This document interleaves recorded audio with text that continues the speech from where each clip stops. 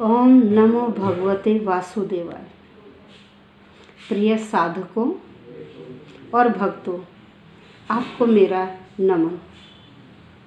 हम श्रीमद् भगवद गीता के द्वितीय अध्याय का श्रवण कर रहे हैं। आज द्वितीय अध्याय के अंतिम श्लोक का श्रवण करेंगे। आपने सुना और देखा कि द्वितीय अध्याय गीता का सार है, गीता उपदेश का सार है। इस अध्याय में हमने कर्मयोग और ज्ञान योग इन दोनों के बारे में श्रवण किया और भक्ति योग की केवल झांकी ही देखी। अब आगे के अध्यायों में हम कर्मयोग, ज्ञान योग और भक्ति योग को सुनेंगे। आइए अब श्लोक संख्या 72। एषा ब्राह्मी स्थितिः पार्थ नैनाम प्राप्य विमुह्यति स्थित्वा स्यामन्तकालेऽपि ब्रह्म निर्वाणम रिच्छति। अब यहाँ क्या कहते हैं कि देखिए, जिसने अध्यात्म को पा लिया, जिसने आत्म साक्षात्कार कर लिया, जो आध्यात्म के पथ पर चल रहा है, ऐसा व्यक्ति कभी मोहित नहीं होता। श्री कृष्ण अर्जुन को कहते हैं, हे अर्जुन, जिसने अध्यात्म के पथ को अपना लिया, जो ईश भावना में लीन रहता है और अपने कार्य करता है, फल की इच्छा नहीं करता, ऐसे निष्कामी व्यक्ति कभी भी मोहित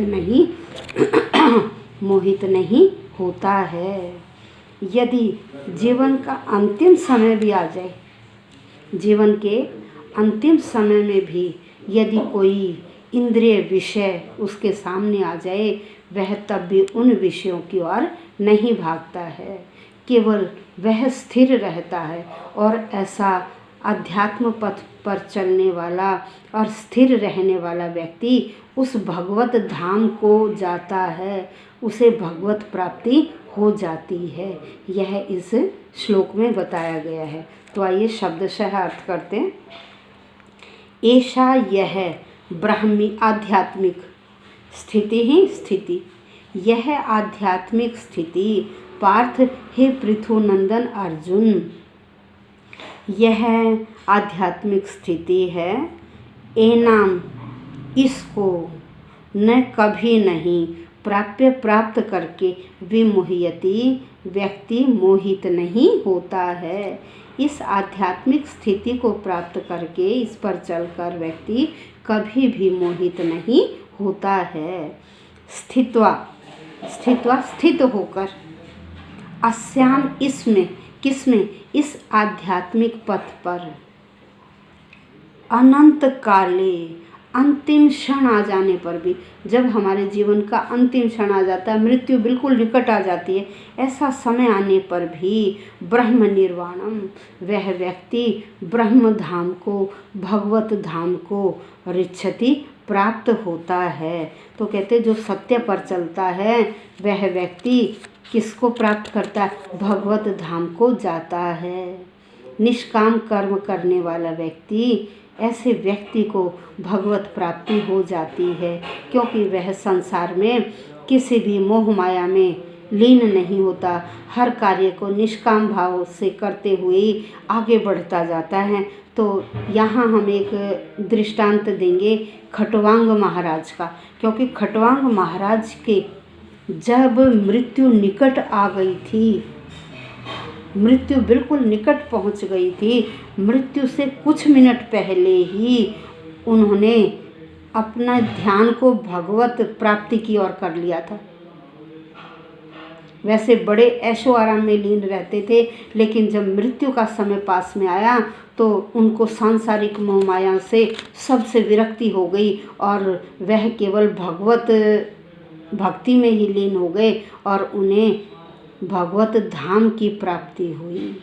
तो ऐसे ही श्री कृष्ण अर्जुन को कह रहे हैं कि देखिए, श्रीमद् गीता में जो द्वितीय अध्याय में उपदेश दिया गया है वह मुख्य उपदेश क्या है कि आप अपना कार्य निष्काम भाव से करते जाइए, फल की इच्छा मत करिए। और नहीं फल युक्त जिस कार्य से फल मिले आप उसी को करने वाले भी मत बनो, और आप ऐसे भी मत बनिए कि जिस कार्य से फल न मिले आप उस कार्य से दूर रहें, उसको करें ही नहीं। उन्होंने कहा आपका केवल अधिकार कर्म करने में है, कर्मण्येवाधिकारस्ते मा फलेषु कदाचन। आप केवल कर्म करते जाइए, कभी भी फल की इच्छा मत करिए। और इस भौतिक जगत में तो क्या है, इंद्रिय विषय। भाई अधिकांश व्यक्ति उन इंद्रिय विषयों की ओर भागते हैं, लेकिन हमें अपने जीवन को सफल बनाने के लिए इन इंद्रिय विषयों से मन को हटाकर भगवत भक्ति में लगा देना चाहिए और निष्काम भाव से कार्य करने चाहिए। यही इस द्वितीय अध्याय का सार था। और आगे श्री कृष्ण कहते हैं कि अर्जुन, अब आप कर्म योग, ज्ञान योग और भक्ति योग इसके बारे में भी सोचिए। तो हम कल से तृतीय अध्याय का श्रवण करेंगे, जिसमें कर्म योग के बारे में बताया गया है। ओम नमो भगवते वासुदेवाय।